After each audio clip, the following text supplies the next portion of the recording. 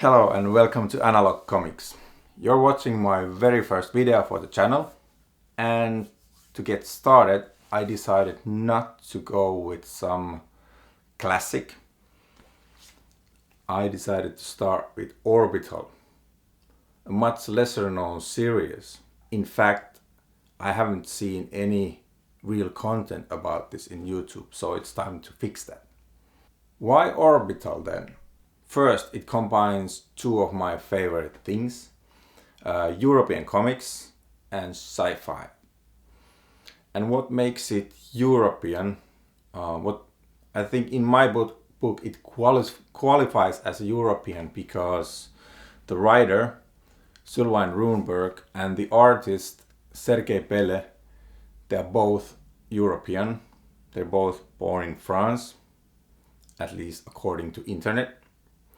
And the original publisher was Dubois, a big French publisher. So for me, that's European. Within sci-fi, I would put this in the category of space opera. Space opera itself is not a clear term. It can mean many things.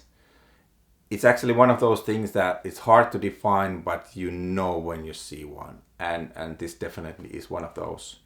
The story starts from very small. It has small beginnings, and then it keeps growing and growing as the volumes go. And in the end, it's a galaxy-wide threat to all life. So definitely in my book, a European space opera. Another great thing going for this is that all 8 albums have already been translated into English. So if you get interested and you like it, there's no fear of missing out. So it's all complete. The whole Orbital series is released in the European classical album format. Here I have so-called US style trade paperback as a size comparison. So it's quite a lot bigger, the album format. It leaves more space for bigger panels, and this is just the format that I grew up with, so I guess I could say this is my favorite format of all of them available.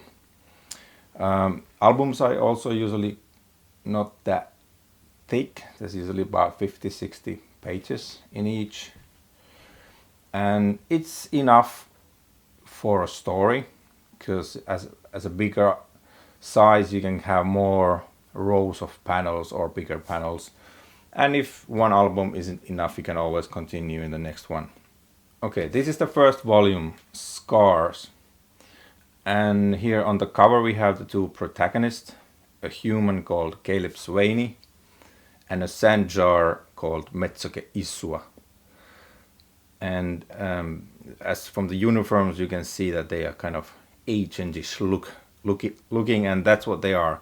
They are part of the IDO, which is peacekeeping agency within the Confederation where this happened. Confederation is over 8,000 years old intergalactic organization, and they work for them. So anytime there is some kind of conflict somewhere, they say, Confederation sends these peacekeeping agents, and they try to solve the conflicts with rather diplomacy rather than with violence. That's at least the idea. And if you look past the cartoonish characters, you can see that the background, the world itself, is very defined. There's so much details that you can just stop and look at the cover for a long time. Here you can even see inside the spaceship all the panels and gadgets inside. So it's a very detailed and fun to watch. And then we look inside and we finally see the amazing talent of Serge Pelle. he's at least half of this series. He makes the story look good, and Sylvain Runberg makes a great story, so they are really helping each other to look good. I mean, it's 50-50. It's both the writers and the artist's story. The way it goes, Runberg, he gives artists complete freedom. He said that he only writes and he lets artists do whatever.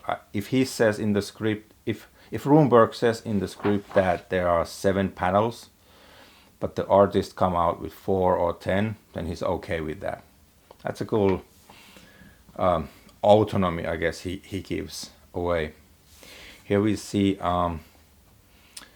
this huge ship arriving to these kind of portals or jump gates, going through that white haze, coming through and arriving in this impossibly big spaceport. And this is the Orbital. Orbital is the capital of Confederation, and it exists in another, I guess, dimension. So they placed it in kind of a no man's land, or no aliens land. It's in no one's planet or solar system. I guess you can get through to portal, to the Orbital from anywhere from these portals. It's a cool idea. And this is the place where all that politics happens. And we can see Caleb Swaney arriving the first time. He is the first human ever to accept it as an ideal peacekeeping agent. And the first conflict starts here. It happens on this rainy mining moon. There's a constant rain, and it's a very hostile environment. And there's a conflict for the resources.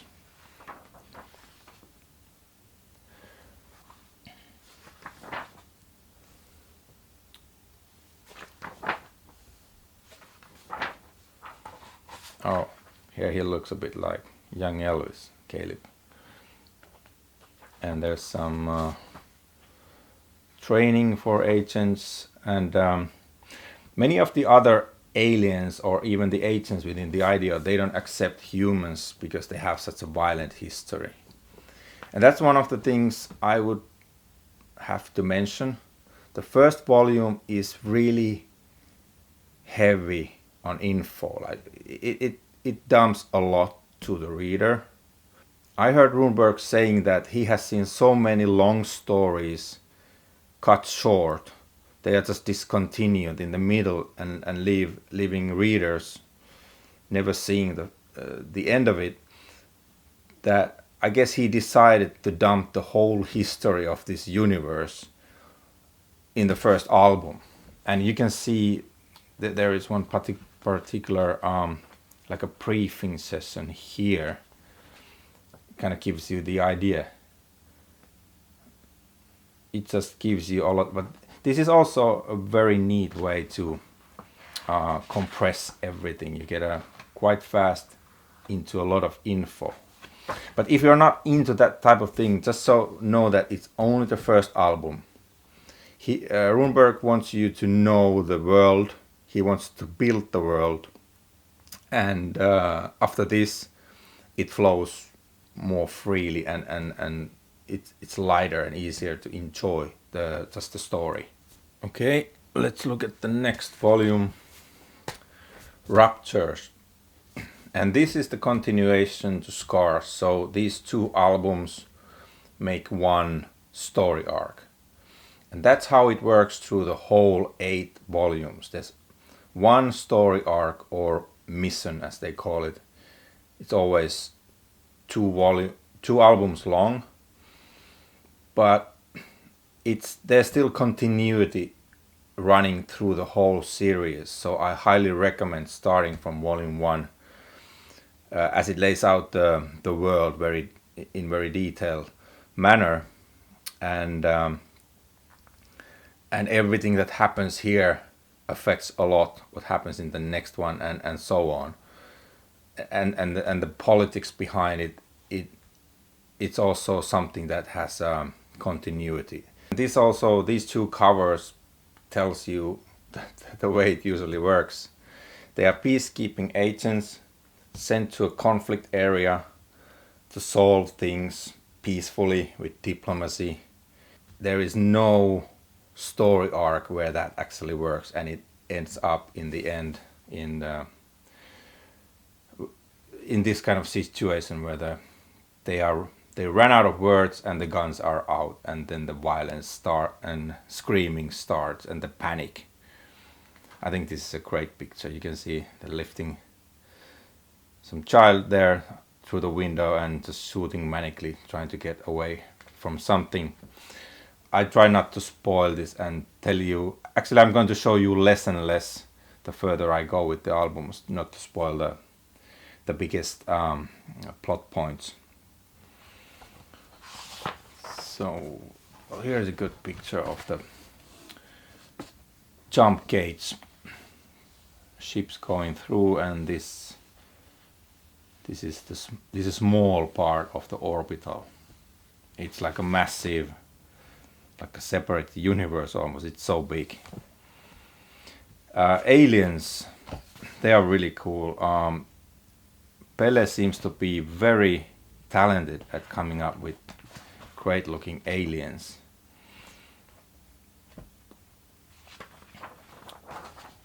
Here we can see the mining moon. I like the way the rain is making everything a bit out of focus. It feels rainy and wet, all those panels.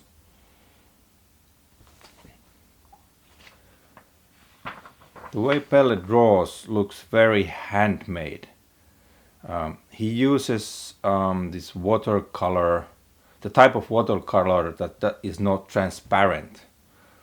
And I think he only uses computers for the final color touches, like fine touches. Otherwise it's all handmade, and it gives everything a bit more grittier and worn out look. And I guess this is very old school in a way, and to see this style still being done in these days, it's just great.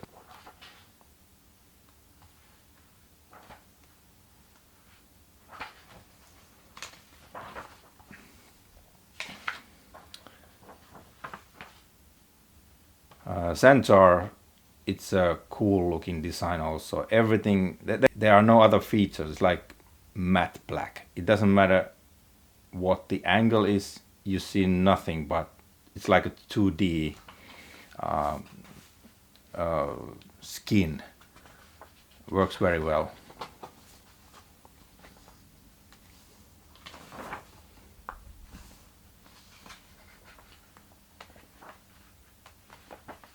And here you can see the contrast again.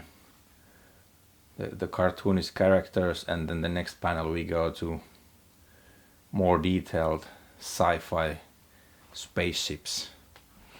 And this series has one of the coolest spaceships designs. Well, that's a nice layout. And this is usually what happens when the explosions start. They are really big. But the last panel shows you the spaceship. It's called Angus. Runberg, the writer, is a big fan of AC/DC, so this is named after the guitarist of the band. I think one of the reasons why Orbital might have gone a bit unnoticed could be the cover. This first cover might give you the idea, because of the cartoonish look of the characters, it might give you the idea that it's a goofy, funny, maybe even a bit childish series, but that's not the thing at all. This is very much for adult audience, not for children. There's a lot of violence, limbs are coming off, blood, even cannibalism in one of the stories. And also, along with that action, there runs all the time behind the scenes this political scheming. So that makes it kind of adult too, because you have to understand the tensions there, because it's very, even the political side of it, the backstabbing is very well written, it's believable. So those both sides, they work very well, but definitely for the adult audience and even a bit more demanding audience, it's more like a hard sci-fi despite the cartoonish look of the characters. So the next story arc is Nomads and Ravages. This happens partly on Earth, and this particular story arc defines very well what Runberg is after with the Orbital. He keeps asking, how can we tolerate each other when we are so different politically, in philosophy, morals, physics, culture, and we tend to be afraid or even angry to people who are not like us. And this story arc goes deeper and deeper into that. This story arc also starts to go deeper into the past of Caleb and Metsoke, and it builds the characters very well because they are not your usual super clean and morally flawless beings. They are very much humans, and there are even things you might not like about them, and I think it only adds another interesting layer to the story and the characters. I try to skip certain parts here, not to reveal too much.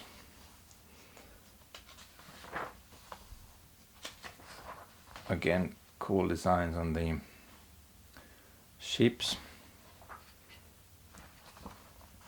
It's like a ship wrecking yard, I guess.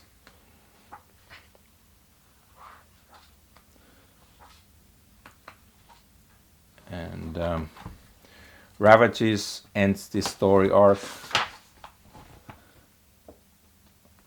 Nice big panels and a big book, so it really stands out.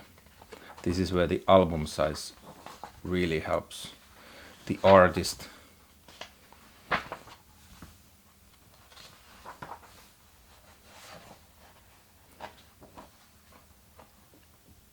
It's like panels like these, you just stop to look at the details. I think another detail which might have effect on Orbital not being that much covered could be the publisher, Cinebook, the English publisher. Or Cinebook is more focused on translating European comics into English. So they're not necessarily the original platform, they are more like a messenger. And usually there's more focus on original platforms like DC, Marvel, Image, Dark Horse. So just wanted to bring that to your attention that there is great European comics available in English, and Cinebook is one of those companies you should take a closer look at. And I have no commercial ties at all to this company. Well, unless you think the commercial relationship is there because I'm sending them a lot of money. The next story arc is Justice and Resistance.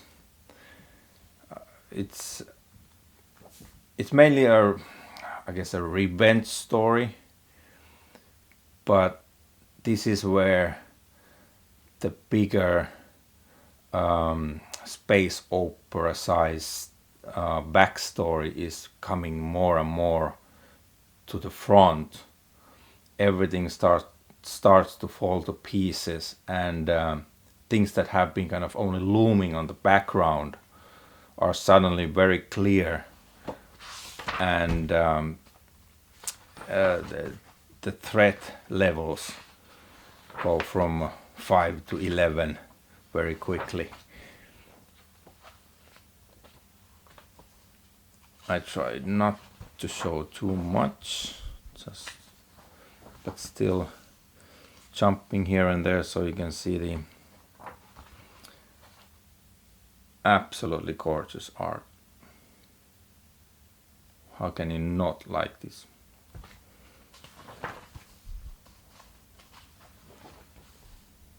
Metsuke having kind of a separate adventure here, and then it continues on the Resistance.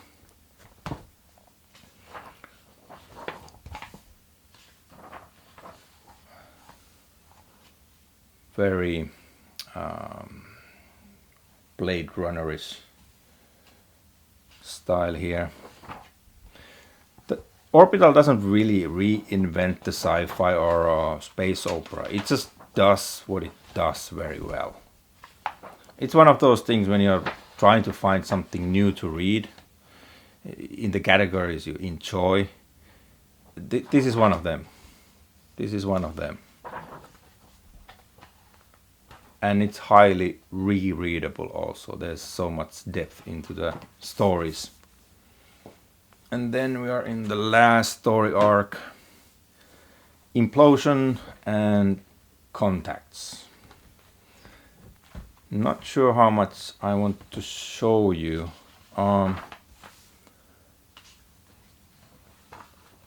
Let's just say that everything goes the way it should not go. There is the regular story arc within these 2 books, but also it's kind of a final for the whole 8-volume long thing that has been building in the background. And the way Runberg writes these things is that all the albums and story arc, although they are one complete story, there is a satisfactory ending to a plot, but they always end up in cliffhangers, and they make you want to read more. But I have to say that the final volumes so far, it also ends. There's a clear ending, but the way it ends, it's so annoying cliffhanger that you really want to know more. If you read it all the way there, you will want to know what happens next. Runberg has said that he had Ian M. Banks' Culture sci-fi book series in his mind when he wrote this. Ian M. Banks is one of my all-time, well, he is my favorite space opera writer. I have read all of his books, and the Culture series particularly is very dear to me, and I don't see the comparison. Maybe it's the way the world is built, that the politics is real. That might be it, because the conflicts are believable. The reader always sees all the sides of the conflicts, and not just what's going on, but how they ended up there. There's a history. They see why this side decided to do this and why this side decided to do that, and how they were kind of pushed into this solution that might lead to violence, so that Confederation have to send the peacekeeping agents to solve the issue. But so it's not, the conflicts are not just a tool to say that, hey, there's some danger there. That they are built up and very believably. Maybe that's the closest connection to the Banks Culture series that I could think of. But it's very well written anyway. So that's it. That's the whole Orbital, all 8 albums. I try to tell you as much as I can, but to show you as little as I can. You know, it's difficult to try to make it people get interested without revealing too much. I hope you enjoyed the video. I have a bit similar in my mind for the next one, and I hope you come back to enjoy that. Bye.